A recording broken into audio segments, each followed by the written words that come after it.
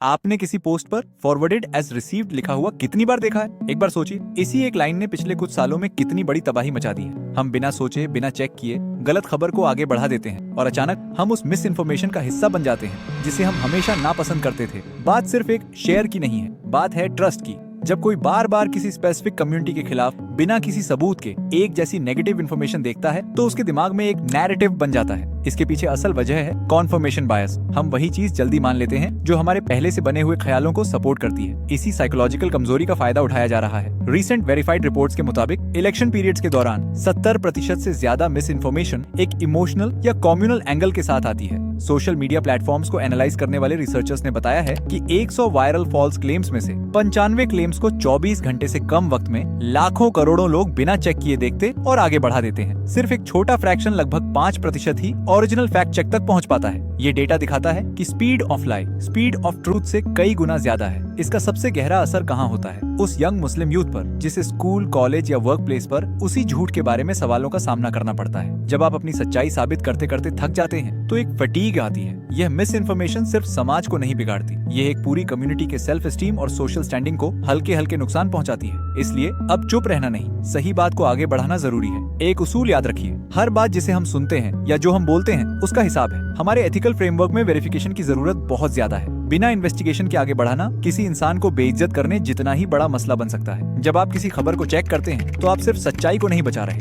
आप उस social piece की हिफाजत कर रहे हैं जिसे हमारी जिंदगी में सबसे ज्यादा अहमियत दी गई है। हमेशा याद रखिए, सच्चाई को डिफेंड करने का तरीका हमेशा इल्म और सब्र से गुजरता है। गलतफहमियां आवाज से नहीं, सिर्फ और सिर्फ वेरीफाइड सच्चाई की रोशनी से टूटती हैं।